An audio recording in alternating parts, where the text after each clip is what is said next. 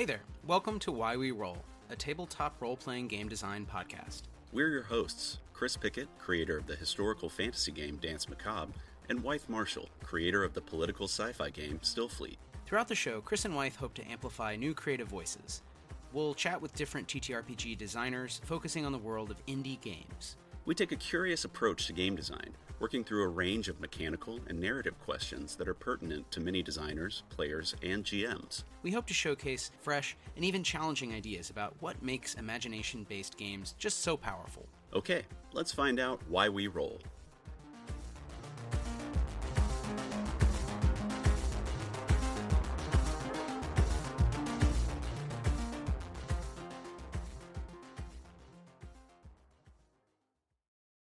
Hey y'all, how is it going? Hello. It's going well. How are you, Kayla? Hi, I'm doing good. I'm feeling all right this late night for me. It's your time, but yeah, I'm feeling good. I'm in the sort of final days of a Kickstarter campaign, so I do feel drained, Sure. but I'm feeling sort of buzzing still anyway. Oh, that's great. Well, maybe we can tap into the buzzing energy and drive away some of the drained feeling here tonight. But yeah, welcome everybody watching, listening to Why We Roll. Yeah, it's Why We Roll, game design podcast from Stillfleet Studio. I'm Wythe Marshall as usual, and Chris. Hello. Is Chris Pickett. Yes. And we're joined by a very special guest, Kayla Dice. We're so super professional. We rehearsed this. Of Ratwave Game House. I was thinking also just like the Ratwave, like just pictured all these rats arcing toward us. A literal wave of rats. I got dice. a message from one of my girlfriends this morning, actually, who just out of the blue messaged me. Goes, "Hey, what did you mean when you called it Ratwave?"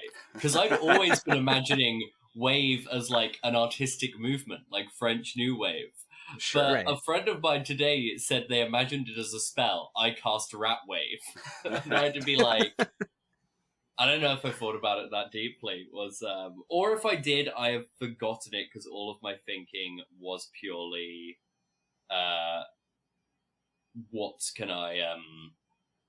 what sounded nice? What was the sort of good sound? Right. Yeah. Well, I like that it can kind of inhabit different spaces at the same time. It could be a spell. It could be an unfortunate thing that happens in New York. It can be a literal wave of red. It can be whatever you want it to be. I think it's nice and flexible that way. Yeah, I definitely also did first hear it as like new wave. That was my assumption. Yeah. Vapor wave, whatever wave we're in. But just thinking about it again, especially living in New York and seeing videos of rats shared all the time, and individual rats also all the time. Although I've rarely seen more than one just creeping about. But you should come over to our neighborhood at night.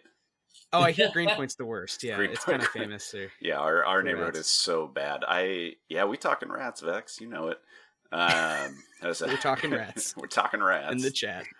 Rats in the chat. Rats.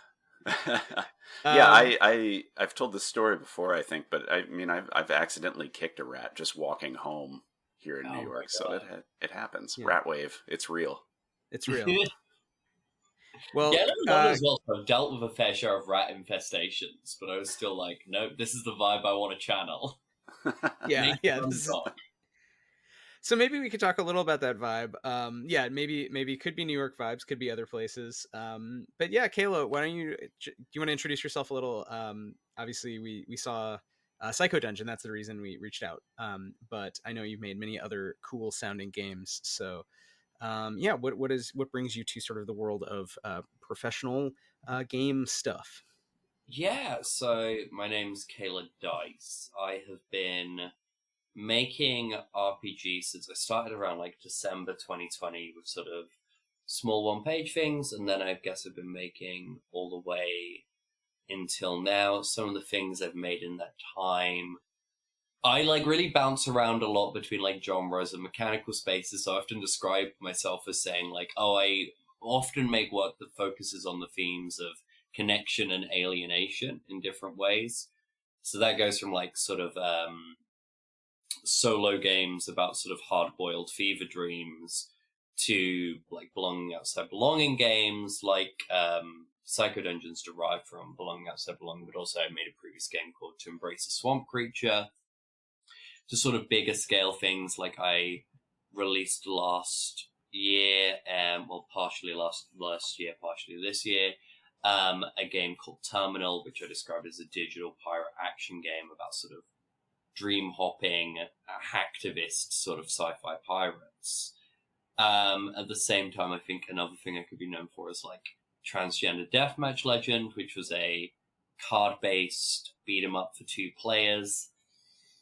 And yeah, these are all very like disparate things, but I think the thing that links them to me is often like if the sort of not emotional through line, but a sort of emotional focus to a lot of my work, and I think that's definitely still very visible in Psycho Dungeon, which I've been kickstarting since the 20th of May through to like the 20th of July. So I'm excited with how that's going. I'm going to be working on finishing that game up after the Kickstarter wraps. And yeah. Oh, also I was I'm an award-winning designer. I always forget to mention that, and then I end up doing it at the end, which always feels like a weird abrupt brag. But I was a Diana Jones Emerging Designer winner from last year. Congratulations! Nice. It's amazing. Congrats, yeah. I mean, the names alone are so evocative, and I feel like there is some sort of through line, and maybe we can talk more about that. But from To Embrace a Swamp Creature, I mean, it's a great phrase that feels like sort of a challenge to the player. And then obviously Transgender Deathmatch Legend. I mean, really, like you want to buy it for the name alone. Same with Psycho Dungeon, right? So I feel like you're clearly good at naming. I'm speaking of going back to Ratwave. You said you jumped around with mechanics. Can you say a little how you got started in RPGs? Was there like an initial game that you really liked, or like what led you to just try out all these things, these one-page constructions? Yeah, so my start in RPGs, I want to say it goes back to like 2017, 2018 maybe. So it wasn't that long before I started writing things. It also was when I was quite decisively an adult. Like I had maybe like experience in like areas of role playing when I was younger, but not in like TTRPGs as the sort of structured text or whatever we understand. But and then I believe so it was in around 2017, someone took me to an indie games meetup in London, which still runs. Shout out to, I think it's just called London Indie Meet still. And so I want to say the first thing I played was like a GM-less cyberpunk thing.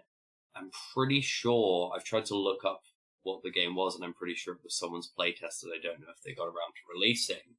Then other things I played were other sort of GM-less things. I think the first thing I played that had a GM was probably like a game of Monster Hearts. Like playing Dream Askew was probably like one of the still like first, if you're just counting different kinds of games, first things I played. So it's like, yeah, as well as like having come to RPGs as an adult, the other weird thing is that I came entirely like around D&D, so it's not an area I have much knowledge or understanding of compared to other sort of designers. Yeah, I think most of the folks that we've talked to on here, definitely it was like, start with second or third edition D&D, and then you kind of like pipeline through in a very specific way. But it's really interesting. I mean, coming back to it as an adult, your first experiences with it again are GM-less games, and it seems like, that's the direction that you tend to go in as well. What was it about Dream Askew, as a kind of like beginning, almost formative experience? What was it about that game that really grabbed you? I definitely think there was some area of like, this is at a point of me still figuring out what games could be. Like, then I guess just through cultural osmosis, I did pick up a bit more of the idea of like how a sort of usual GM figure and other stuff works. I think what attracted me to like role-playing games in general was this thing of getting to be a character and sort of step into a world. And I did find when I was sort of playing in more GM stuff, not always, it would obviously depend on a person, I could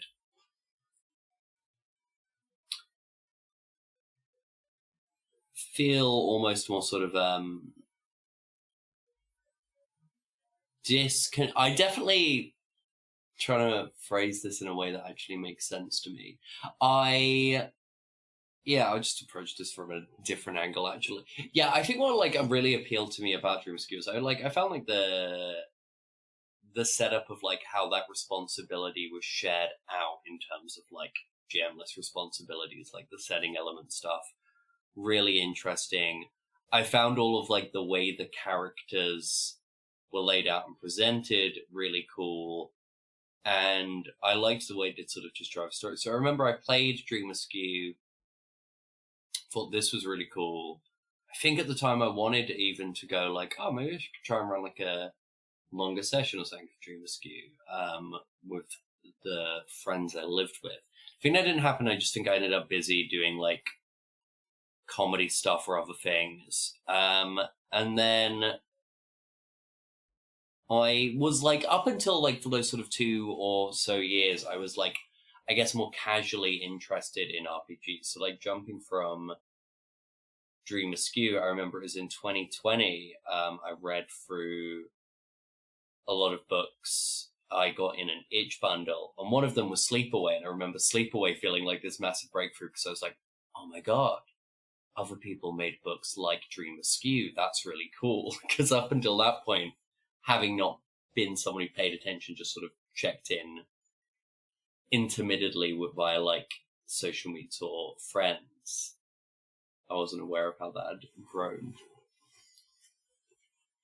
Yeah, so it's like, you're like investigating this whole world, which is not D&D, which we've heard from other creators, and it's certainly, I mean, Chris, I feel like this is fair to say, what the reason we're like publishing and like interviewing people now is because of that whole other world, as opposed to the D&D side. Yeah, absolutely. And yeah, it sounds like it sounds like one of the things you might be interested in is sort of playing with those assumptions about how to be a character in a world. So GM-less games. And then even looking just across, you've made so many games in a short period of time that all look really interesting. So I've not read or played them all, but using like cards as mechanics, using journaling for some are touching on other systems. Like you recently did something related to Hieronymus. We talked with Laurie O'Connell. But yeah, it seems like you're jumping around both genre and mechanic, as you said at the beginning. So that's, I think, it's interesting to me just because I always had the other impulse. It was always like this, terror of trying something that I wasn't as excited about as like the mechanics that I play around with my friends. But I noticed there are a lot of designers now who I think are taking this other approach of kind of like, let me work through or let me think about all of the possible mechanics out there, which I think is just so rich and full of possibility. Yeah. So I don't know if there's, if you can kind of, bring us closer to Psycho Dungeon. Were there some early games that you created that you felt were more successful, or mechanics you were like, more excited by, or, playtest experiences you had that were sort of gave you the hope or energy to like keep doing this? Like, how did you create so many games? A lot of it, I guess, was time, and different sort of stretches of unemployment. A lot of it, I think, is always like, comes from very different angles. In like my sort of first year of playing games, I played a lot of, I made stuff as part of a lot of different game jams. So that was always kind of, I think, why I'm used to jumping around, is because a game jam would often be made sync in this. Like the first journaling I made was because it was like Follow Me in the Night, a Cursed Radio. It was a game there was a jam for Carter, which is a system for solo games. To Embrace a Swamp Creature, because that title is partially adapted from a Mountain Goat song title, How to Embrace a Swamp Creature. I originally made a very early first edition of that for a record collection jam, which was like make sync based on the title of something. Not the title of something, make sync based on like song lyrics. So that led me to experiment, and then I think I've sort of clarified what I aim for when I approach games, at least ones I'm really investing a lot of time into. I still am always having ideas, often just from like things I'm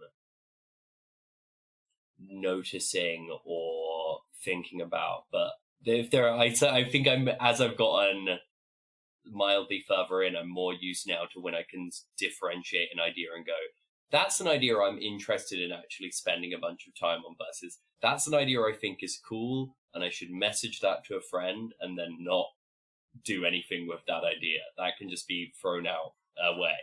I was going to say that kind of discernment is something that only comes with time, when it's just when you stop doing every single tiny idea that you have. Yeah, absolutely. And so Psycho Dungeon I can see a really interesting way. Like, I do feel like I build on stuff though, also as well. Like Transgender Deathmatch Legend, in spite of the fact that like I've joked sometimes to people, I think I'm spending the rest of my life and my career coasting off the title alone of Transgender Deathmatch Legend. The title wasn't the first bit. The first bit was I made a one-page game which had a cool way of doing fist fights that I had the idea with, that I just thought, oh, that's a cool way of doing a like fighting game thing. And then I remember thinking of that system and going, how would I make that not a two-player game? Or not a two-player game. How would I make that not like a fighting game? How would I make it in a different genre? And so then it became a beat 'em up, and then it became Transgender Deathmatch Legend. Psycho Dungeon, I can really see ways it is influenced by different games I've made before. So like, To Embrace a Swamp Creature was a big BO, like Belonging Outside Belong game. I made a second edition of that same game with, I guess I'd say, like, at the time I made the first edition of the game, I'd read like Dream Askew and Sleepaway and some other things, and then by the time I made the second, I'd also read like Galactic 2E and Wander Home and taken in like a wider breadth of BOB games. So it built on that. Then Psycho Dungeon takes a lot of the stuff I did, but also mixes stuff up there. So it's a lot of the individual way I approached characters carries over. But then the differing roles and the grouping of setting elements, like that's something that I think there I'm building on the sort of asymmetric nature of different play roles that like I first did in Fear the Taste of Blood, which was a hack of a different system. I think a lot of the character sort of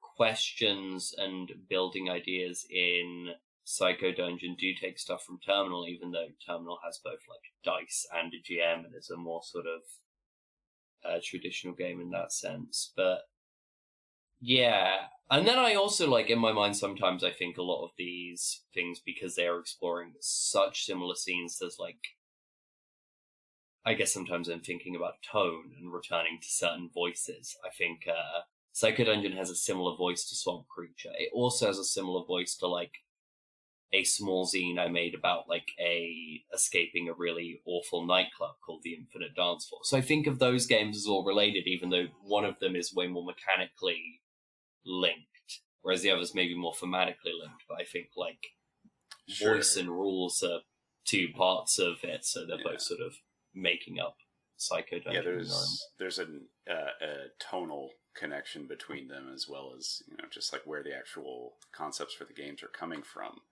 But for the uninitiated, could you tell us a little bit more about Psycho Dungeon? What's the kind of concept? What's the conceit? Where are we going? Yeah, that would make sense. Psycho Dungeon, I describe it as a fantasy workplace action drama played with no dice and no masters. It's set in a sort of post-dungeon fantasy setting, like a modern world mixed in with magic and high-tech gizmos. And in this setting, in an individual city, we encounter all the own people who live there when their sort of troubles and traumas hit a breaking point. what springs from their mind is a nightmarish psycho dungeon full of monsters and traps and illusions, reflecting their own individual trauma. And when this happens, you call in psycho plumbers who come to clear out and close off the dungeon by helping you go down each steps, figure out sort of what it all represents a bit, and tearing that apart. And then over a game, there's 3 different roles. There's the dungeon, just taking on like the individual environment, and has access to moves where they can manipulate people's emotions and then try and use those successful desires it gets to lash out aggressively at people. Then any number of psycho plumbers who are all different explorations of different ideas, often around like work, and their own sort of mental health struggles and being a bit alienated within a job. And then the client itself, who is the person who, at least for an individual job, it's massively focused on. Whereas then over a campaign, it brings way more focus back to the psycho plumber characters, which is a split I find fun. That's so great. I was gonna say jokingly when you first described it, it really, hearing it out loud, having read everything available about it, it hadn't struck me, but it's like, oh, this just sounds like New York. It's like people seeking therapy, kvetching, hiring service workers who probably don't make as much money as them to like listen to them kvetch and like deal with their issues, but a bit literalized. But I think in a deeper way, it's just such a striking and fresh take on RPGs to me, having studied a bit of like Freudian philosophy via Deleuze or whatever in Guattari. But it's like, here you have this great trove of insights that are in one way metabolized into like biomedicine, and people today rely on all kinds of different ways of thinking about the mind. But I feel like in games, I don't know, there's probably a lot of opportunity to like explore our own minds differently in games. And I feel like I haven't seen a lot of that in a lot of the more murder hobo fighting monster-esque genre of TTRPG. I have seen it a bit in some of the Dream games. Like I always think this game Dream Punk by a creator named I believe just Xavier is really, really cool and good. But I haven't seen a ton of games that kind of do that successfully. And I feel like it's a rich design space to play in. So I'm curious, and I definitely want to hear more, if it's not too spoilery, Kayla, if you can kind of take us through, how the psychoplumbing works mechanically. And yeah, I would agree, with Vex, Songbirds has elements of it. I would argue Songbirds, it's not as clear what's going on. Whereas I think the psychoplumber analogy you've drawn, it makes it sound like it's easy to imagine, your head exploding with stuff, and then you got to get rid of it because like literally there's goblins from your mind or whatever it is. So I'm very curious to kind of hear some of the play tests or whatever. The freak of a headspace via Persona is very accurate. And also, I think it works both if you mean Persona the video game and also Persona the Ingmar Bergman film. Yeah, I was gonna say, per se, like it could be the film or the game. I mean, it also like it strikes me as like very Borgesi as well, if that's a word. Borgesian. Borgesian. Yeah, usually I think that'd be the "je" to it, the little "je" to your the IAN. Yeah.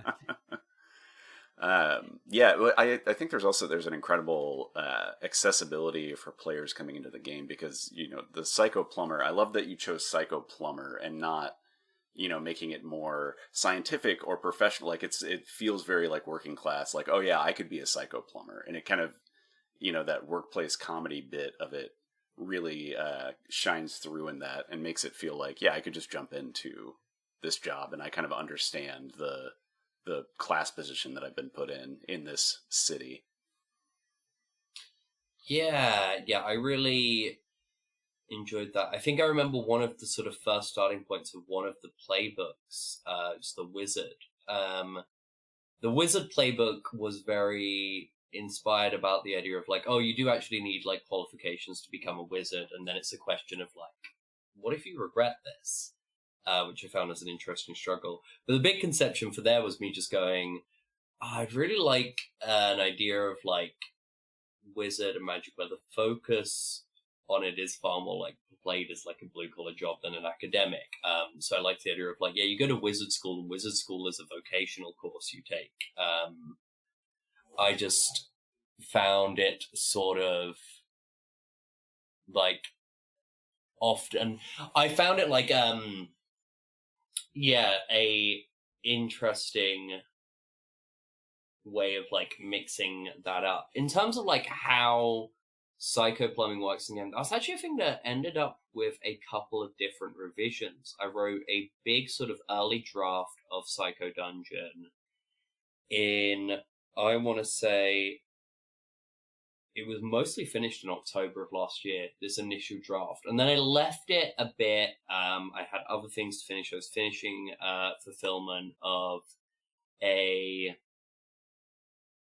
my prior Kickstarter terminal, and I had other things to focus. And when I came back, I focused a lot more on what I thought of the sort of like structure of play, and how much sort of procedures were there and how they were aiming to be helpful, as well as how they could be discarded when they were maybe not so needed.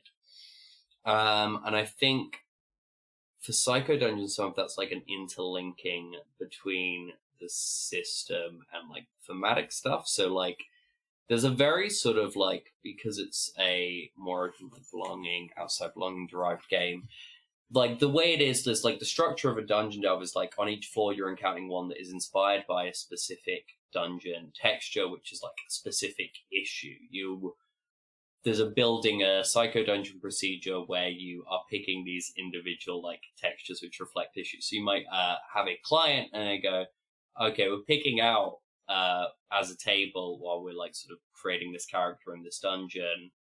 Okay, they're a university student, so we go, okay, we're picking the textures education because they're stressed about like the subject they're studying, they're not doing so well.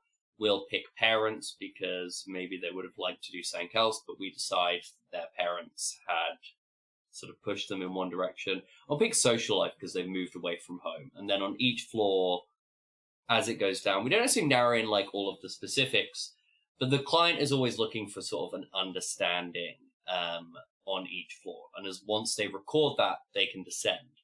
And a lot of the guidance is around the fact that like, you know, psycho plumbers can prod at that. They can say, oh, you know, it did really seem like, what do you think it means that those monsters who were made of sand all sort of merged together and tried to suffocate you? Like, do you think that links to the worries you're having about trying to socialize? But it's up to the client player to say whether that actually works or not, whether that makes message, whether they understand that. The reason it's left open rather than necessarily like having like, I don't know, HP issues or whatever, partly it's just like about like fitting what is the system I wanted to work in, which was about like Dyson Masters. But also I think it began to represent, it linked more to what I sort of thought the Psycho Dungeon represented, which is I looked at it as really being almost like an allegory for a breakdown, being at like a terrible lowest moment after loads of stuff is built up. And so a Psycho Dungeon being cleared doesn't mean, well, all of these issues are solved, because like a lot of these issues still exist. You maybe feel like, okay, I've got a bit more understanding, I feel a bit calmer. You know, it's helping someone like step back from the edge. It's not necessarily, it's first aid rather than deep surgery. And so that's why it's always just this thing of like, yeah, the client has the ability to say and pace the game and say like, oh, what they are taking from each individual floor. But there's, I think like the stress for the psycho plumbers as well as this idea of like, you know, you see people at their worst, you try and make them feel like there's like that things aren't as bad as they seem, and you let them go on their way and you don't see what happens to them. You don't necessarily get to know if it all works. And like in the example I just riffed off the top of my head, like, yes, you saved this university student from the breakdown. They're still stressed about that exam. They still are in the same situation, the context of their life hasn't necessarily changed, and often that is what sort of causes more sort of mental health episodes.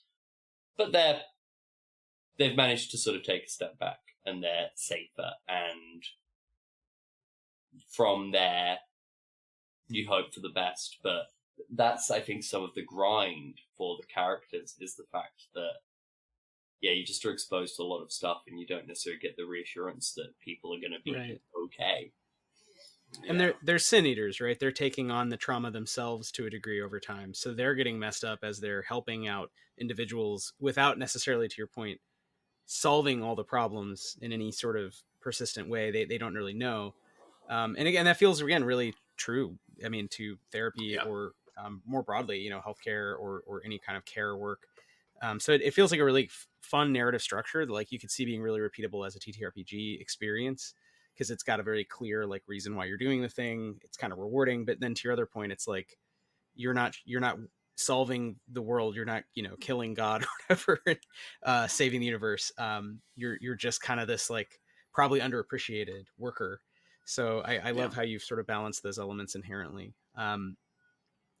Chris, did you have? I had quite more questions, kind of just about mechanics and sort of the play experience. But Chris, did you have? I would also love to get into mechanics. I do think that it's really interesting to think about the future of any psycho plumber. It's like, what do you do with that trauma that you've taken on? How do you embody that?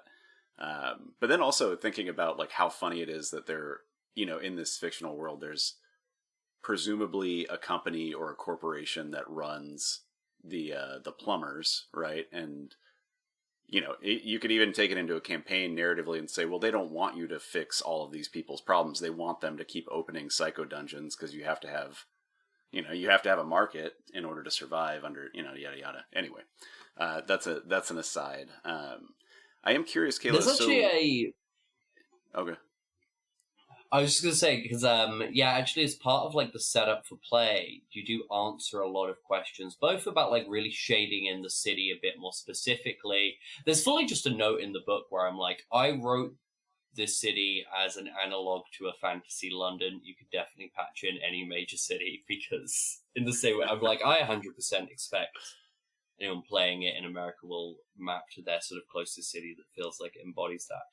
But another thing is, as I mentioned on how psychoplumbing works, and I draw a point that psychoplumbing was a public service. Like, it's been privatized. Enclosure. It was, yes. Yeah, it was a public service, and it got gradually privatized. I give its exact dates as, I say it started getting privatized after the 80s and was fully sold off by the new 10s.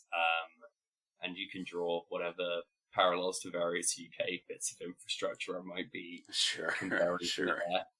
But, and then there's an option of you saying, like, well, what is your workplace environment? And you do have, like, lots of things. You could be like, yeah, we're like a local authority, large firm that does this. You could say, like, oh yeah, we've got, like, this is kind of a startup. We work for a startup who does this. That's a bit weird. You could say, oh, we're actually like a small non-profit, and I guess we all, like, are in on this together. Or, like, yeah, we're some faceless corporation who are mainly, like, paying out on people's, like, insurance. And then there's also the very grim note in all of this that, like, okay, yeah, if you don't have a charity who's willing to help you out, a ability to have that money on your own, and you're unable to, like, have any other kind of insurance, the other solution for what do you do if you get a psycho dungeon is, oh, I guess you just have to go in yourself. And that's not what the game is necessarily focused on, because it's focused on people who have their job. But in just telling a story about a world, even while keeping it sketch loose, there's these implications of how people are suffering. Yeah. I love how you give... the fun of science fiction, the constraints, and then what happens if this, then so if there's the literal dungeon, then can you yourself enter it? And you're like, yeah, sure, you could. Sorry, Chris, what were you saying? Is it a physical space or not? Well, I was just going to say, I love that you give space for all of the players to contribute to that, at the start of play, but also, I mean, I'm assuming throughout the course of play. I am curious, are there separate roles for the client, or is that something that everybody contributes to? I mean, I know it's no dice, no masters, but how does that kind of break down in terms of actual gameplay? Yeah, so with the free rolls, I say there's like Psycho Dungeon. I ended up writing a lot of guidance about how you structure a session of play versus how you're structuring like an individual job. Like an individual job is like an individual dungeon, which you might do one in a session. You could maybe do more if you're someone who enjoys going way longer. So there's separated advice between there. I say within an individual job, you should have one person being the client, everyone else, not everyone else necessarily, but other people being the psycho plumbers, and they should probably stay static. With the dungeon role, I do say you can have a player do that, and that player is not a game master analog, because a lot of the responsibilities for pacing of the game are handed over to the client. Like, even if you are having a more static dungeon, it doesn't map straight to the game's master figure. That's one option. I also say you can pass around the dungeon role within an individual dungeon, like a setting element in various other sort of belonging outside belonging games. Like, those two options are presented there because I really do think that is just about, like, what's your group comfortable with? If I was trying to play this game with, say, some friends of mine who are more experienced only with more GM stuff, I'd probably have like the dungeon be static, and I'd probably do it and sort of just help like ease them in. If I was playing with people who either have like no RPG experience but maybe like a lot of improv experience or whatever, I'd definitely go like the rotating around way, and otherwise it's like mixing enjoyment. I do though make a suggestion though for like across a campaign or a longer sort of multiplayer thing. If you are playing longer, there's a suggestion of what I think is more interesting is if you have then every player playing make their own psycho plumber, and it's just that on an individual job, you're like, okay, who's going to pick the client role this time? Your character's like, maybe they're off sick, maybe they're on another job, maybe they're somewhere else. Like, you don't see everyone you work with every single day always. That's one way of doing it. The other is like you can have more static things. It just then influences how you structure other sort of scenes about like characters' surface life and stuff. But yeah, once like the basics of play are set up and everyone is up and running, Psycho Dungeon is a game that I think is very flexible in how the players choose to structure their individual acts of play and the procedures they build out of that. And I think it is a game that really sets you up if you're getting used to stuff, but also can absolutely benefit space for just like exploring. Yeah, so you can kind of have not to put the GM back into it, but like if someone was always the client, like imagine an actual play podcast that did this for a season and they had one person being the client and the other characters were psycho plumbers.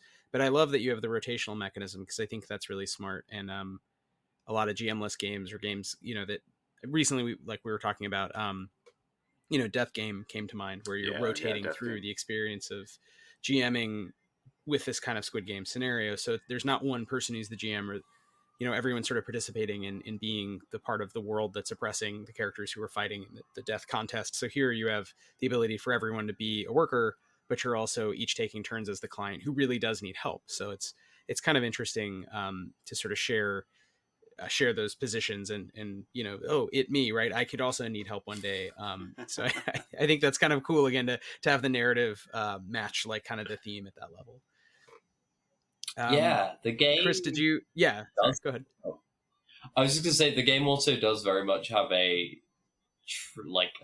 trigger point of like, well, what happens if things get that bad for your psycho plumber that they are developing their own dungeon?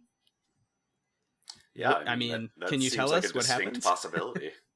Yeah, I mean, it's a very straightforward thing. Like, yeah, just because you work as a doctor, you're not immune to getting ill. Just because you did some counseling training, you're not immune to having an crisis. So it's like, yeah, it's totally can play out just the same. There's then advice on how you build out what the dungeon for a psycho plumber looks like, how you go about like having an individual session where someone is playing, has the client responsibilities, but has access to all their usual Psycho Plumber moves, even though they're probably not in the state to use them as much.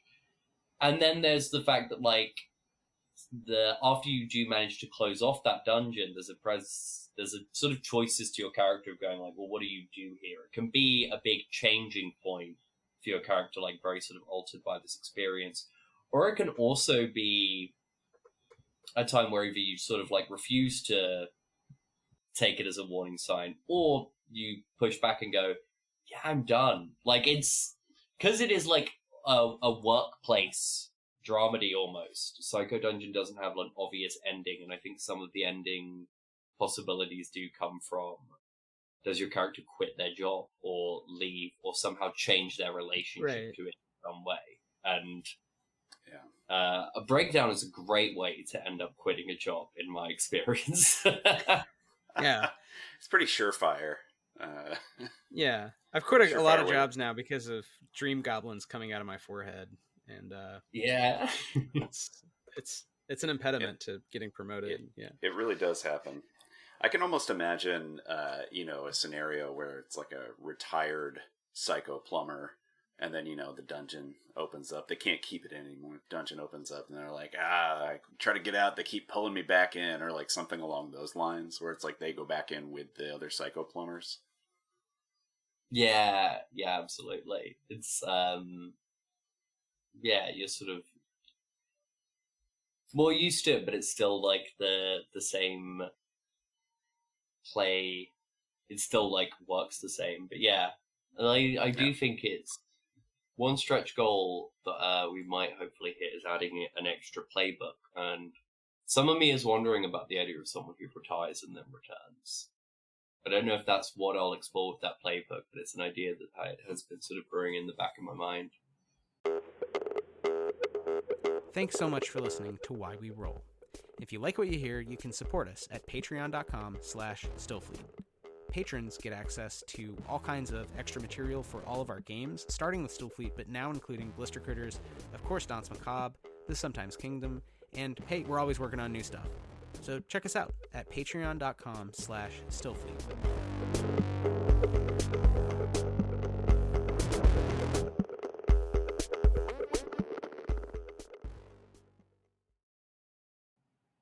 Yeah, no, I like that. And maybe that's a good transition, because I did want to bring up kind of the Kickstarter, both to plug it, but also to as a kind of how-to question, or advice kind of question. I mean, we always ask about this transition toward a product. Not that everyone in indie RPGs has to view their job as making a lot of money through selling games or anything like that, but even just to realize games, to have them out in the world. How do you have an audience, and then also to print things physically. That's kind of another reason why, for me, I've become so obsessed with it. It's so hard to make the print product at all and make it any good, I find. I mean, you can just like do a Xerox, like if you have a printer at home, but ink is expensive and whatever.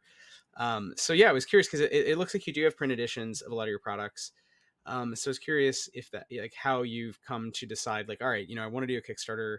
How do you set the goals? And are you hoping to have these books widely available? I mean, is that part of your design process, or is it just like, I know maybe there are people for whom that's like not the motivating thing, right? The print edition.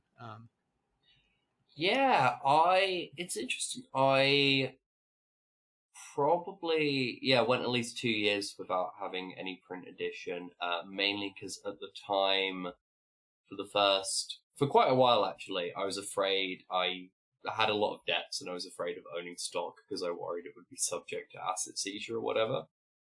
So for about the first 2 years, I just didn't print anything, and I think I did briefly get set up with some print-on-demand places, mainly just so I could order my own books to me, so I had them there. And I then started getting stuff printed. Last year, it would have been, actually, was the first time. There it worked out that I was doing a convention with Soul Muppet in the UK, and I ended up printing some zines to sell with them. And at first, wasn't set up with my own store. I was just selling through them at first, and I started selling for other places. But a lot of like, the physical stuff I was doing at that time, it was printed like sort of against money. I was getting paid for individual jobs or stuff.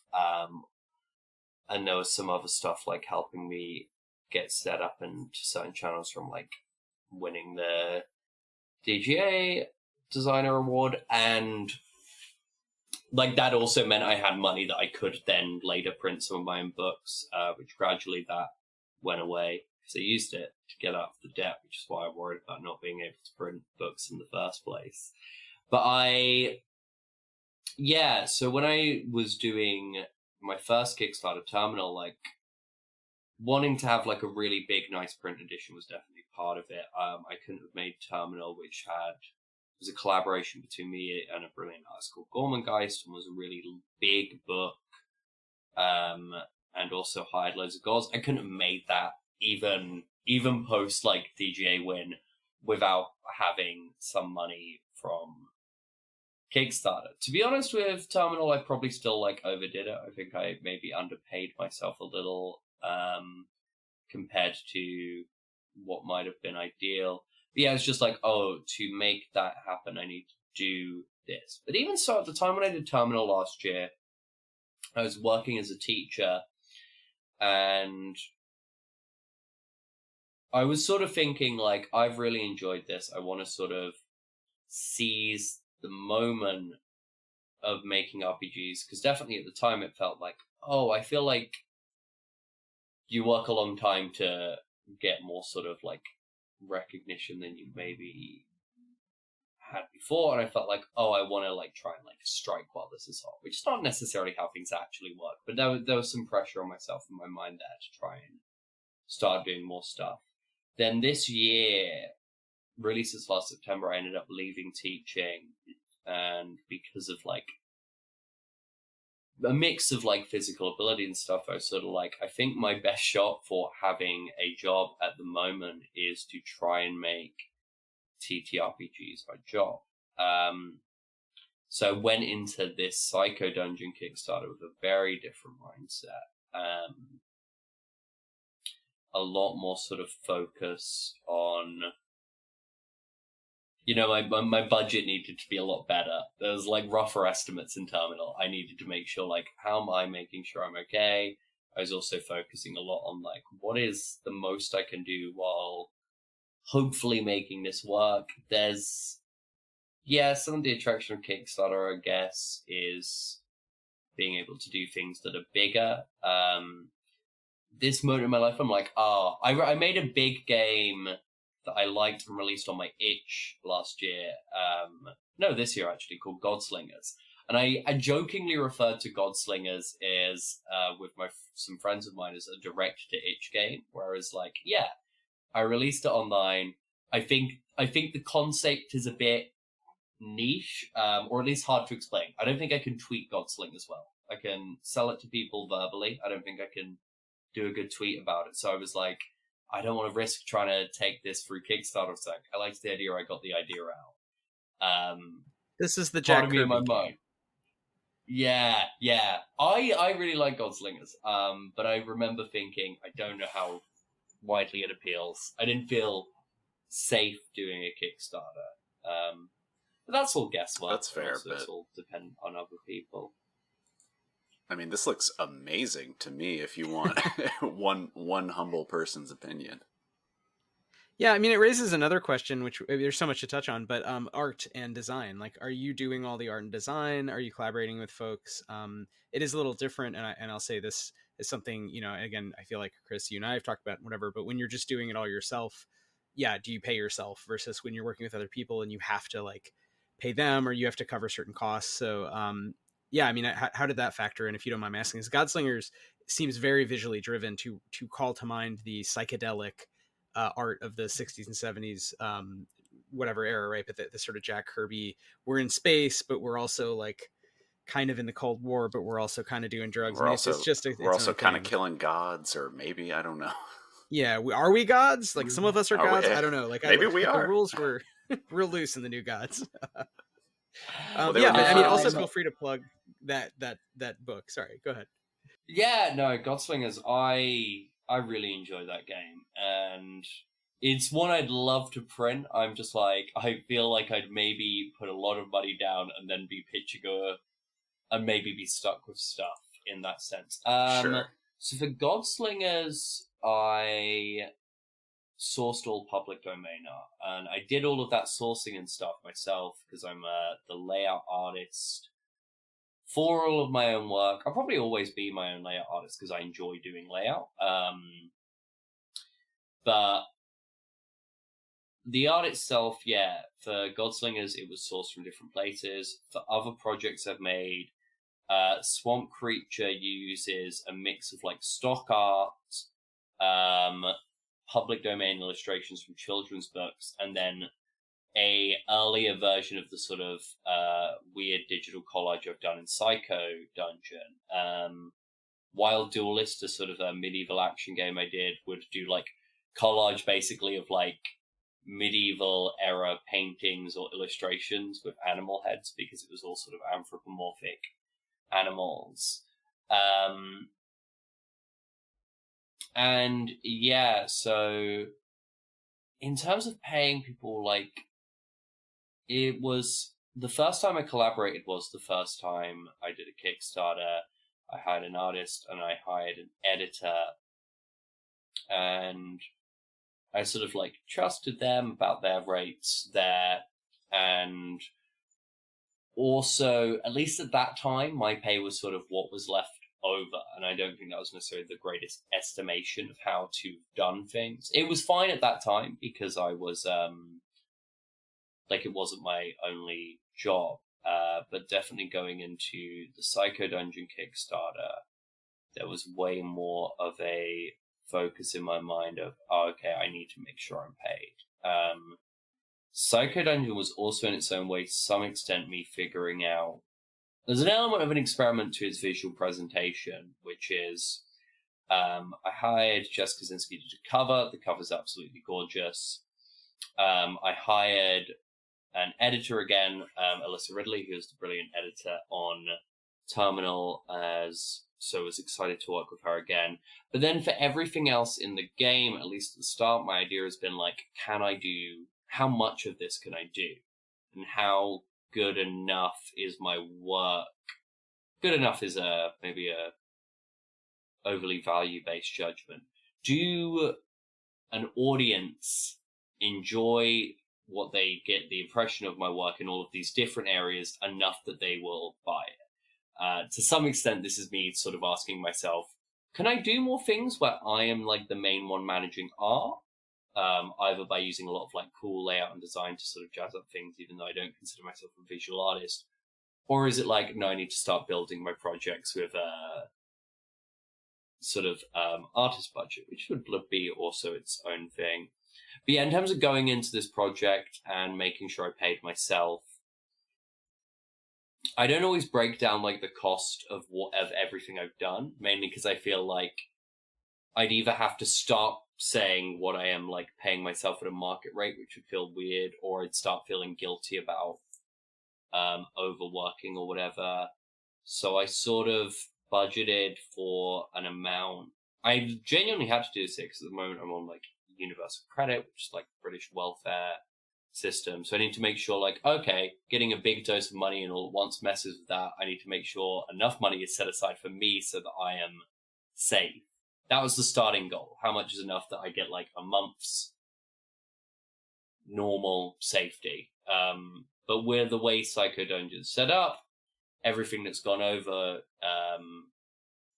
beyond sort of expanding printing costs will go to me. So I've paid myself via, I guess, profit, but also set up the original goal so that like it wouldn't happen in a way unless I was getting paid like a sort of bare minimum.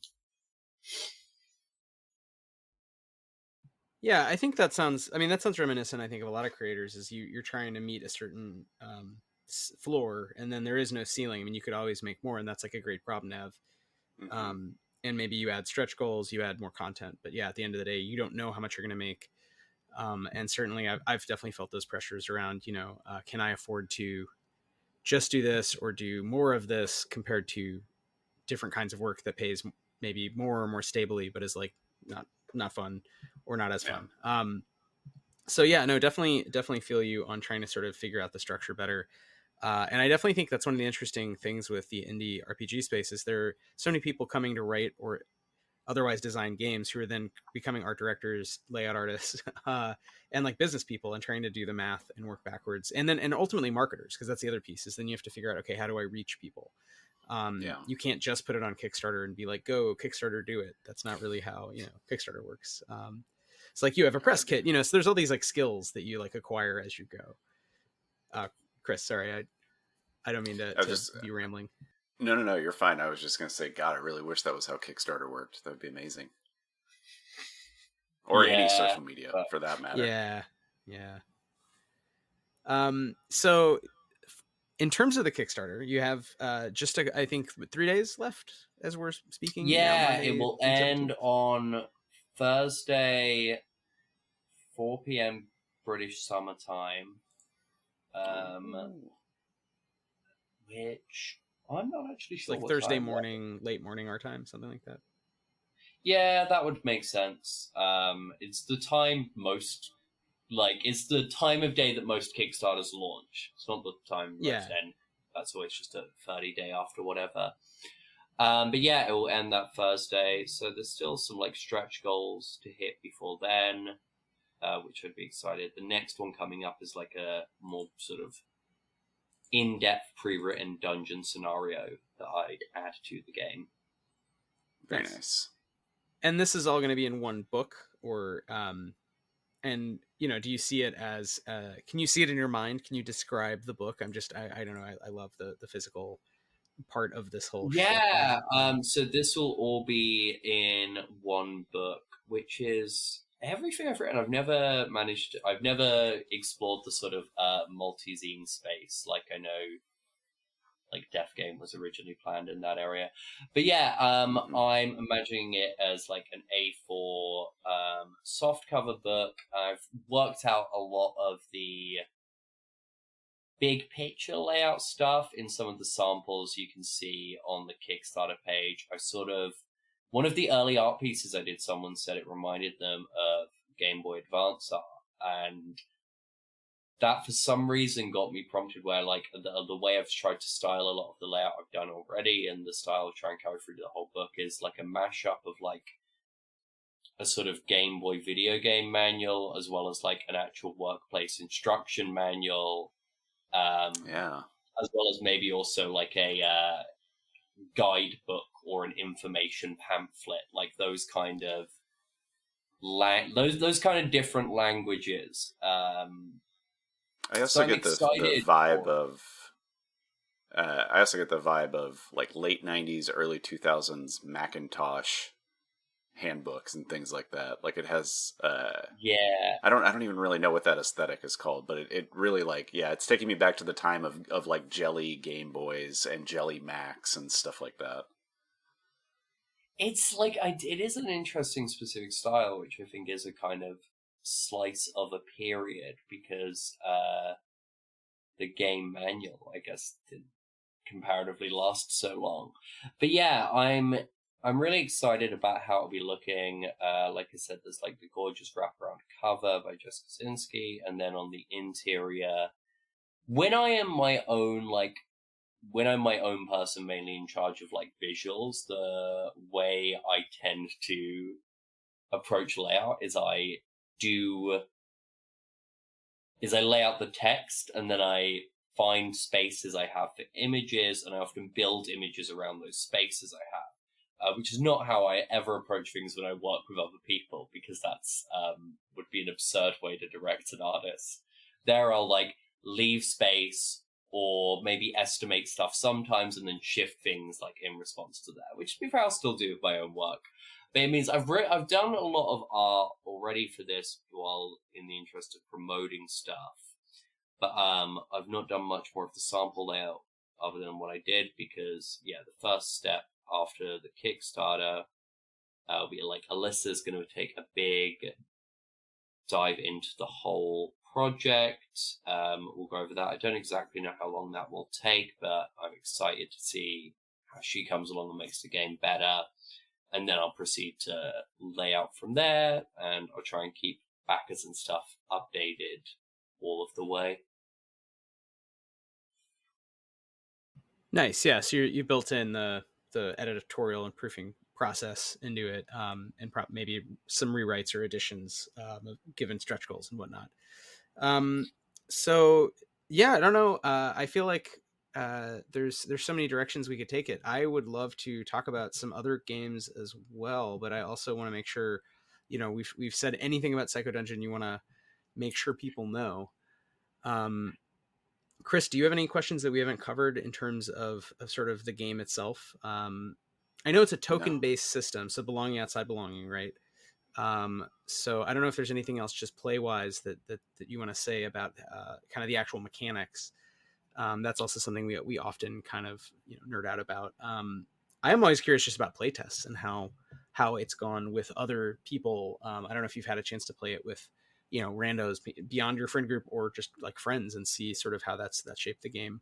I know you gave some examples earlier, a little bit of kind of the client and how you built that collectively, but yeah, it's mainly been play tested in my sort of own friend group. I was really hoping to sort of do some con games when I went to UK Games Expo, but then I was just between other stuff getting sorted on the Kickstarter, I didn't get that planned in time. Yeah, a lot of like the individual inspirations for small bits of world building came from within the play tests. The moves, yeah, it's like token-based moves. So you have three kind of moves, like as a Psycho Plumber at least, where vulnerable moves are where you gain a token, lateral moves are where you can give a token to another player, or a strong moves are where you spend a token to do something. What I find interesting about doing this in like an action context is that like a lot of the moves are just really like massive swings. Like virtually everyone has a strong move, which is just destroy a monster. Because it is often this sort of exchange, because destroying a monster in Psycho Dungeon is one of the easiest things to do. In the same way, it's very easy for the dungeon to make more monsters. They're just sort of like allegories and representations, whereas the more sort of bigger swing, meaningful to the client, strong moves are the ones where it's not just about making the move, it's also about like, what does that mean for a character? How are you sort of conveying them? But it is always fun to see the different interpretations of destroy a monster, especially when the individual playbooks are stylized so far apart in some ways, like detail wise. Yeah, it has strong like go. Oh, sorry. Go ahead, Chris. I was just going to ask, or say, yeah, that was one question that I had. Is there combat? How does that work? Like, what is? I mean, I'm assuming that the destroy monster move is kind of like a one thing, but is there a focus on combat, or is it more about just trying to navigate this person's trauma in a physical form? Yeah, so there's not like any sort of detailed broken down like a combat system. So if you're doing a fight scene or any sort of instance of violence, you are having to handle it in a kind of like free-form way.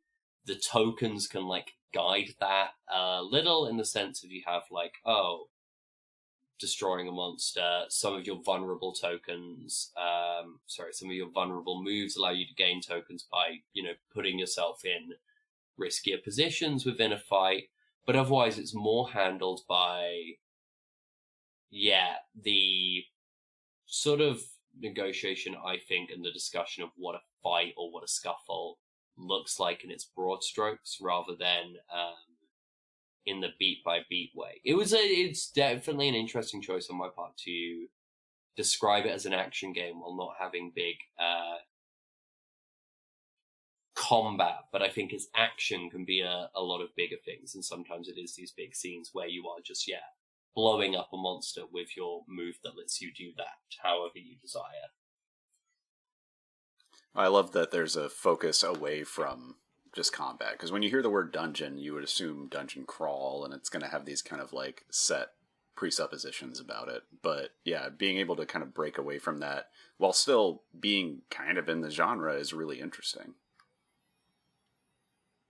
Yeah, yeah, and I wonder also about how big moves, because even in action movies, if you had to realistically like there's action movies that realistically portray combat, and then there's good action movies which don't do that. They're just big swings, they're big narrative moments, because you don't really want to see people getting shot realistically, which often would, I think, when you see these kind of, I think they're very American, very in vogue more, I think probably on the right, but the kind of realistic like Afghanistan-esque movie, it's like people just fall over dead, and there's not, the good action movies make it emotional by having a kind of Michael Bay effect or Fast Furious effect or James Bond musical role, or the bad guy has a crazy scar. I mean, they sort of add the audio and the visual in order to get to the emotion. So I think a good TTRPG, maybe by analogy, this is a hypothesis, but is using dice or cards or tokens or something to add something that isn't necessarily simulationist, but is getting at an emotional truth. And also, I think there's something goofy, to be honest, about the whole psychoplumbing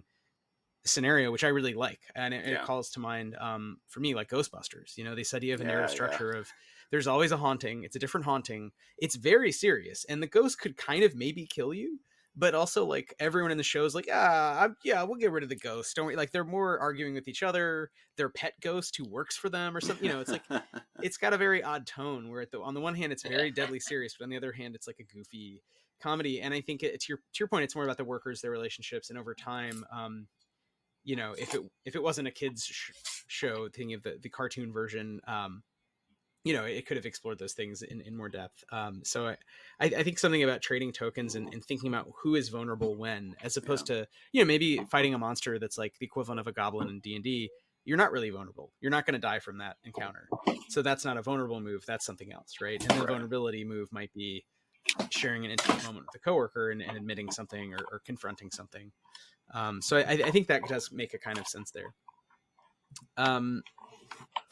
There's so many other games that we could probably just go through each game in turn all night. But I think one question that we talked a little bit about before the show is always what's next, so beyond, since I think many of us are always thinking about like 2 projects ahead, or I wish I could do this. But what else you'd like to do, in the future with Psycho Dungeon, and or any new projects. So I don't know, that's one question that jumps to mind. Yeah, I'm excited to find out what comes next. I'm going to see where the sort of dust settles a bit post the Psycho Dungeon campaign. I need to, I guess, like also look at the drawing board and see, like, cool, is this working as a job, as a living? And I hope I can make it work. But a project I do have lined up that I think, regardless of anything else, will almost definitely be happening.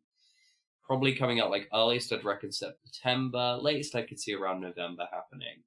But I'm going to work on a sequel to Transgender Deathmatch Legend, which will be expanding the game as an anthology of hex crawls, or revise the rules a little, and then just add like 6 new adventures, beat 'em up adventures, across sort of like lots of different areas. So while the original one was like a simple sort of revenge story, this sequel is going to take in some fun directions where you're getting sort of like raid inspired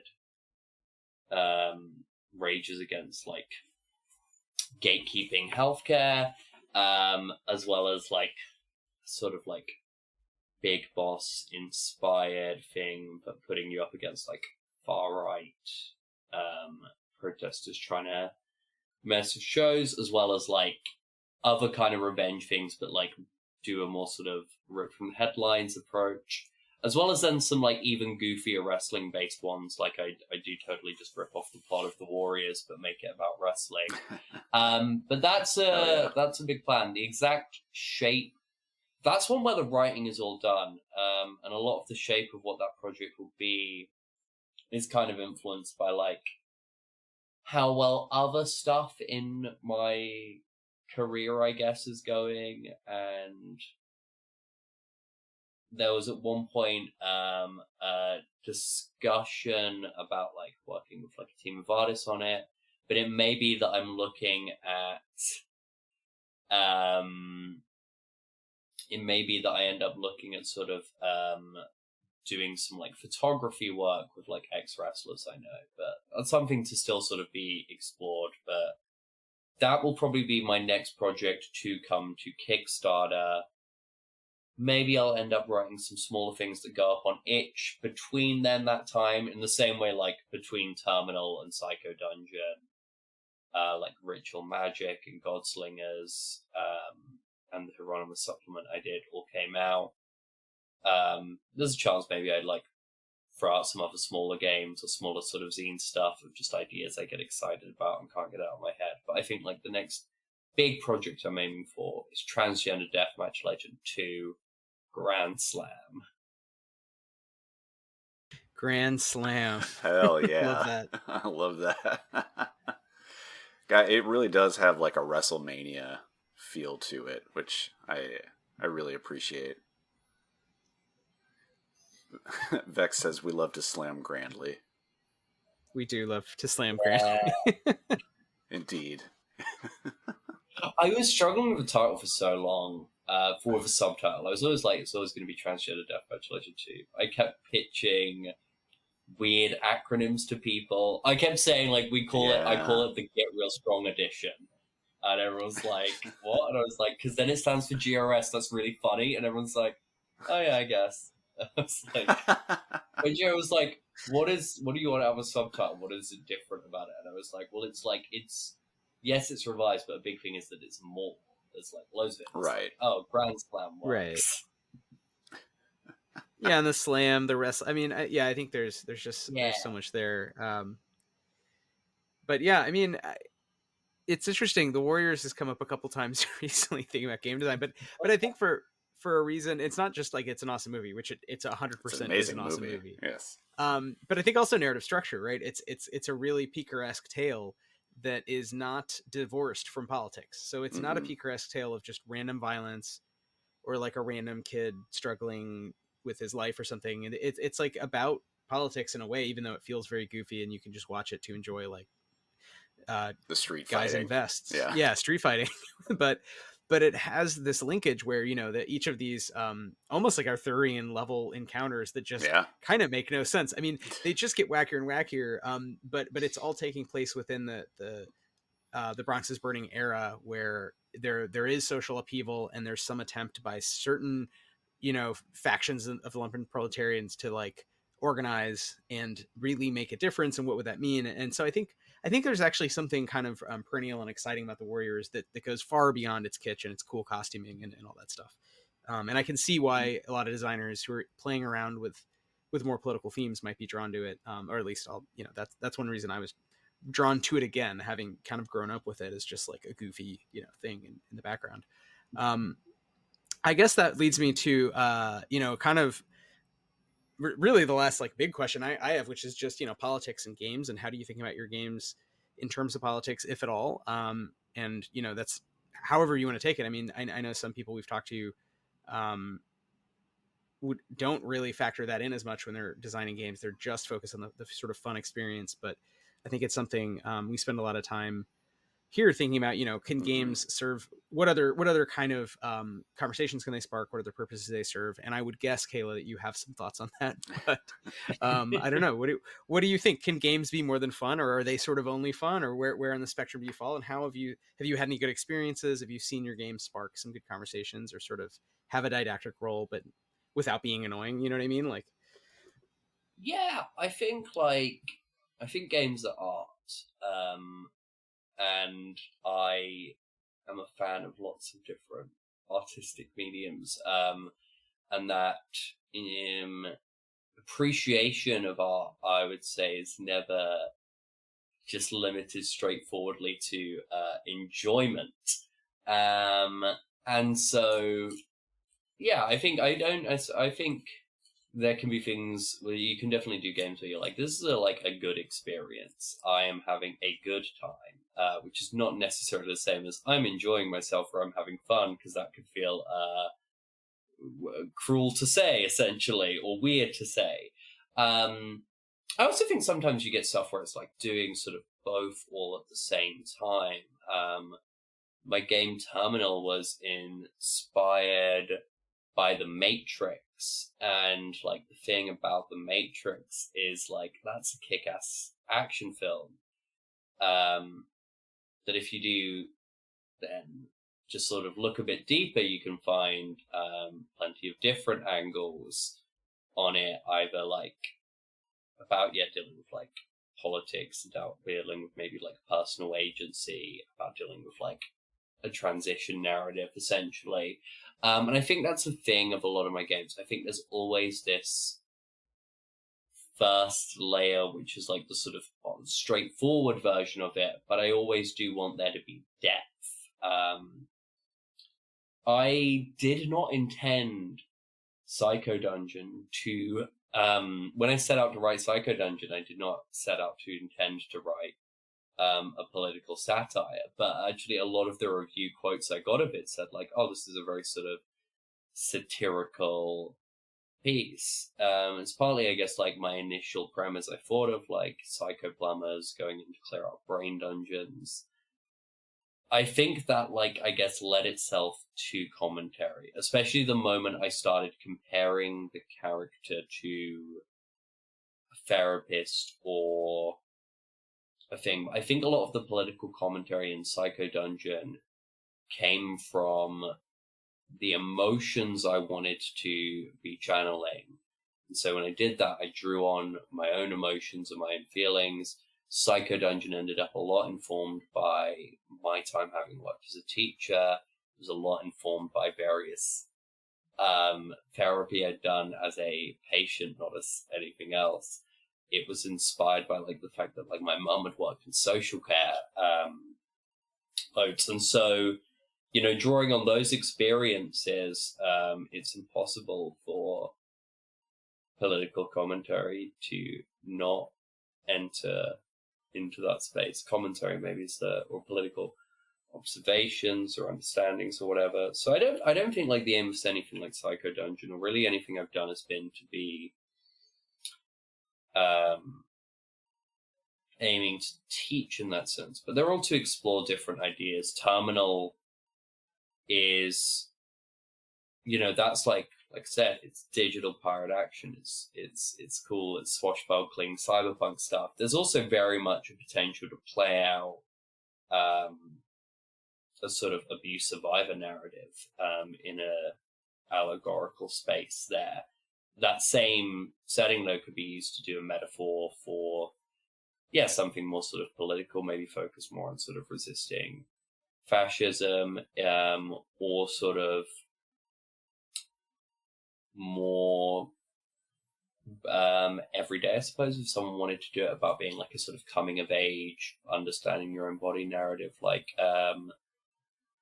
there's what I intended and there's what I've tried to evoke, but then there is that sort of like surface layer thing, and I think the surface layer, I think I do often when describing stuff say like, oh yeah, it could allegorically be this, but I don't think of this as allegory in the sense of being a straight one for one, and if you don't interpret it that way, you've done it wrong. I look at it more as like this is what I was thinking, and this is what I was going for, but, you know, if I'm saying I think games are art, I'm also, I guess, saying I'm an author, and as an author, I'm obviously sort of dead from my own interpretation. I think, in terms of what I'm aiming for and where more sort of commentary comes into my games, I guess it's a lot of semiotics, maybe, like a lot of thinking about like the signifiers and what's been signified. But with games compared to, I guess, books or anything else, as you want, is going to be just like massively transformed by conversations I'm not a part of because they happen at tables I'm not at. I think that it really speaks to there being a lot of bleed from both directions, right? Whether it's like as the author or as the player, like we're going to inherently insert the thing, our own lived experiences into the things that we're creating, whether that's, you know, playing as a character or writing the book itself. And yeah, I mean, you know, turns out everyday life is pretty political, so it's going to come through in some way, shape, or form, right? Yeah, absolutely. Yeah. How could we not be making games based on our experiences, right? And fairly profound ones too. I mean, even just like having also taught, it's very different. I find than other sorts of jobs, office jobs, where you're among other adults, because you're not necessarily among other adults, and your relationship to people is so differently hierarchical, even than a job where, again, you might have a boss, but you know, they sort of disappear a lot. I mean, when you're teaching, it's this weird performance, and it raises kind of, I think, you know, those kinds of Freudian questions about how society reproduces itself, and how are norms transferred. Like, how are you communicating, even without intending to, just by being there, certain sense of normalcy, right and wrong or whatever. So I can imagine how that would, if you're a critical thinker, thoughtful person, you know, that becomes part of the design of your games. Just like in other instances, you know, yeah, we've talked with other creators about how their various experiences have led them to make certain kinds of games. Obviously, if you wear really cool vests, you're going to make a game about the Warriors, because it's just no. You wear really cool vests and nothing else. That's your entire And nothing else. That's your personality. wardrobe. Yeah. Yeah. Yeah. Best game. Vex did make a cool game about shirts, so I have to say, Big Tough Shirt Guys is literally a game It's about all shirts. possible. It's all out there. Chris, do you have more questions or thoughts that you wanted to chat with Kayla about? No, I'm feeling good. I don't know. How do you feel about it? I feel satisfied by this interview. Yeah. No, I want to play Psycho Dungeon. I want to get the book and read it. I do. It sounds really good. I do really want to play Psycho Dungeon. Very, very much so. Yeah. I guess one last thought about the teachers being psycho plumbers thing. There is kind of a one-to-one, at least in, I don't know the state of education in the UK, Kayla, but, you know, it's like teachers are getting screwed in this country. It's really bad. I only taught for a very short period of time, but I worked as an organizer for a teachers union, and that was 10 years ago. It was bad then. It's worse now. But, you know, you're entrusted with the care of young people, of young minds. You're entrusted with the thing that's supposed to make democracy work, quote unquote, which is public education, and it just keeps getting swept out from under you. It's rough. And so it does feel like an underappreciated job, even though it is so complex. Which, again, you know, wouldn't want to be a psycho plumber. Devin, I ended up quitting teaching for a mix of reasons. Some was finding ultimately like the British mainstream school system, just not an environment I felt comfortable being a part of always. Which maybe sounds, so I was briefly looking at like different educational sort of directions, like more sort of SEN environments were appealing to me. But then like the other thing that ended up being a big seal is, in spite of there being a massive teaching shortage in the UK, with people quitting the profession en masse, what the UK government decided was the most important thing was to ban teachers from mentioning trans people at all. So that was part of my leaving it behind. But there was also mixed feelings. Like, that was definitely, like, that was a reason I'd never go back. I was troubled by, like, the level of sort of authority and a lot of, like, the systems in play with it. But also, I had sort of hard days. I think, like, the thing is, there's sort of a degree regret impulse in the Wizard playbook is definitely about teaching. But then I guess, like, the other sort of, like, thing that ended up just being a big part of it was the thing my mum said to me when she left a job when I was a kid, of not wanting to do another job where it was following them home. She continued to work in social care, obviously. But and I remember thinking about that because I'd really wanted to avoid that because of the way my mum had said it, and I grew up, and when I was teaching, I noticed it happen, and I think that happens if you've got like this big impulse to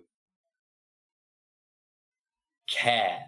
I think I cared so much, which I think made me a good teacher, and also is plausibly why I couldn't last as a teacher. I just think it ate me up a bit there. Yeah.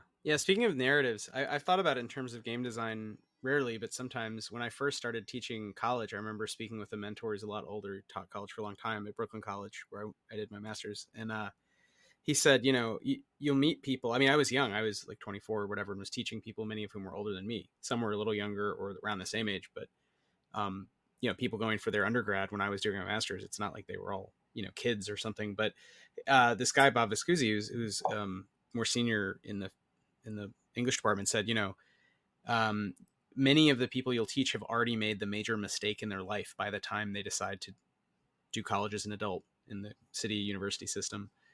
And you can't like fix that. Like you can't help them with like insert here like major issue that they're bringing into the classroom, and these are already adults, so I can only imagine how much harder it is with kids, and you see sort of more heartbreaking things that you feel maybe you can fix and there is time and all that, but yet that's not your remit, and or there's all these limitations, as you're saying, being imposed on the outside, or from the outside rather, on your like performance as a teacher and your ability to care.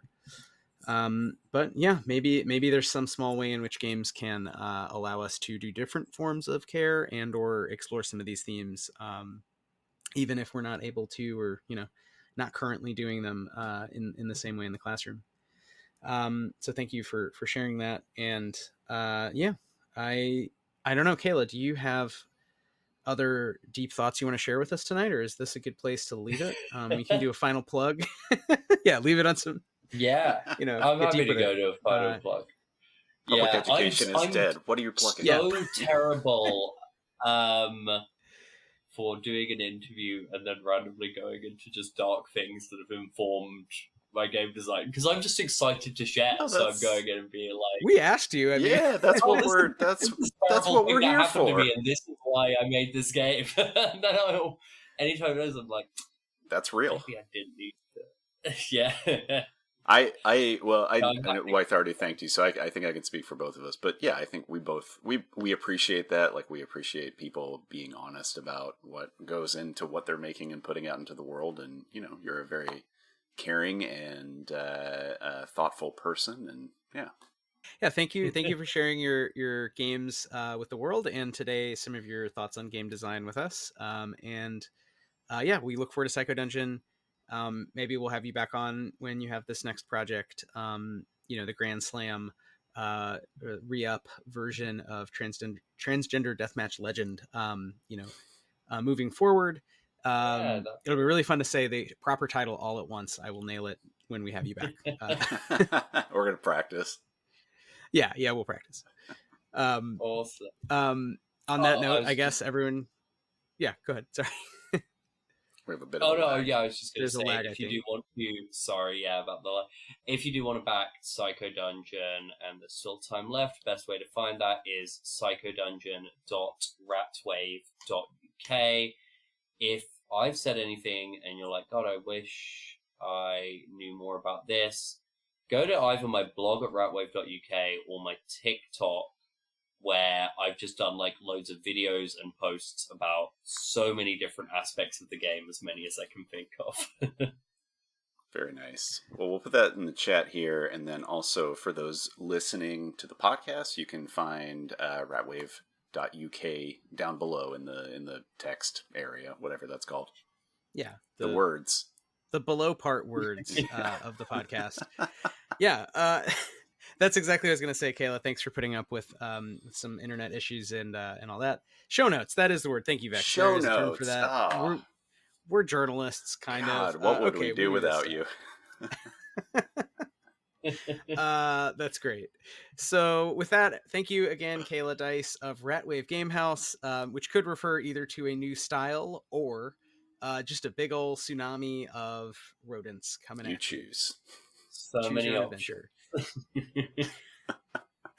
And this has been Why We Roll. Found out a little more about why some folks roll, and one of the reasons, vests. Vests. So everyone have a great night. Have fun gaming, and we'll see you back in a couple weeks. All right. Thanks, everybody. Click and end stream. Bye-bye. Thank you, Kayla. Thanks for listening to Why We Roll. Our theme music is by the brilliant Sam Tyndall and Arpline. If you enjoyed the show, please subscribe wherever you get your podcasts. You can find us on Twitch and what used to be Twitter at Why We Roll, and on Instagram at whyweroll.pod. You can find out more about Dance Macabre at timespaceplace.itch.io/dance-macabre. You can find out more about Stillfleet at stillfleet.com. Thanks for listening.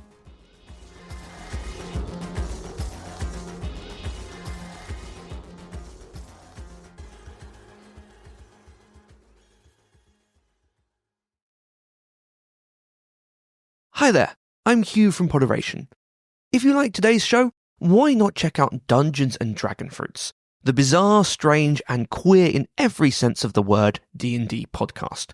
Join 5 friends as they laugh, learn, and adventure their way through the weird, wonderful world of Widdershins, where dragons hatch from trees and have adventures of all forms in every shape and size. Available wherever you can get your podcasts.